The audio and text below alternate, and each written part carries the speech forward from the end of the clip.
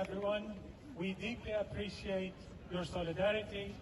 We do not take it for granted, but Palestinians everywhere are watching and are being very inspired by those encampments, by those protests everywhere. Some of you may have seen the images from Rafah, which is awaiting horror as we speak. But on their camps, on their tents, displaced Palestinian children wrote messages of support to the students at Columbia, across the West, who are supporting them, supporting our struggle against occupation, settler colonialism, and apartheid. In the midst of genocide, our people had the time to inscribe on their tents those messages because they are inspired. And this should give everyone hope.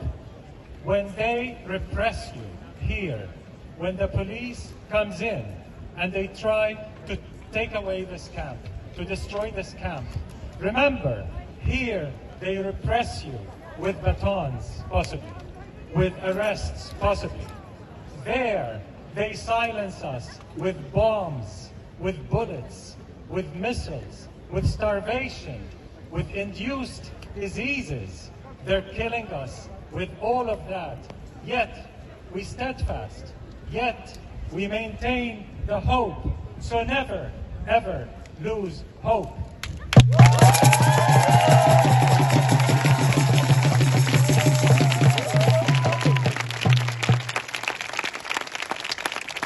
Colonialism, settler colonialism, is not just about colonizing the land.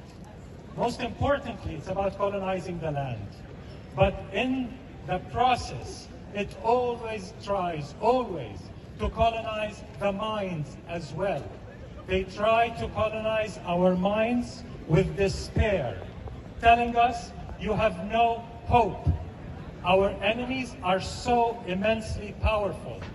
Israel's regime, 76-year-old regime of settler colonialism and apartheid, is supported by the colonial West, the entire colonial West.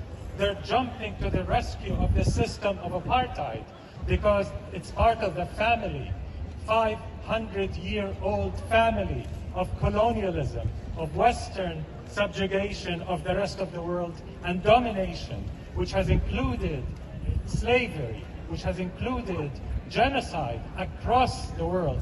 So Israel's genocide belongs to that family of Western colonial genocides. It is the world's first televised genocide, yet it belongs to the same family, and they want to defend it. Naomi Klein wrote in a recent article, they're also jumping to defend Israel's regime of oppression against Palestinians because they see the collapse of that ultra-securitized system as a collapse of their own systems of subjugation of the rest. This fortress Europe, fortress US, trying to keep away migrants, trying to keep people of color, black people suppressed. That system would collapse if Israel's system collapses. That's why they don't want apartheid to end in Palestine. But we must continue that struggle. I want to say a few words about the University of Amsterdam, because as we heard from the speakers before, their argument is that the university is not political. It's an education institution. Fine, forget hypocrisy. Forget everything else. Let's just focus on do no harm. If the university does not want to take a political position, let's keep that on the shelf for later. But what we demand now is do no harm at the very least. The university is complicit in genocide and apartheid.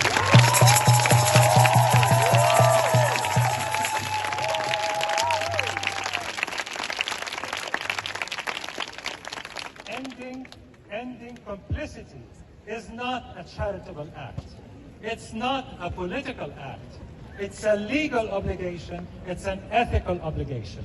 It's a legal obligation. It's a legal obligation because International law says, the Genocide Convention says, the moment you recognize the risk of genocide, states must act to end their complicity and to prevent genocide. This applies to the Dutch state, and this applies to all Dutch public institutions. Once the ICJ, the International Court of Justice, tens of kilometers away, ruled that Israel is committing plausible genocide in Gaza, that is sufficient to trigger the legal responsibility, forget ethics, the legal responsibility of states to act to end their complicity. The Dutch state is complicit in genocide.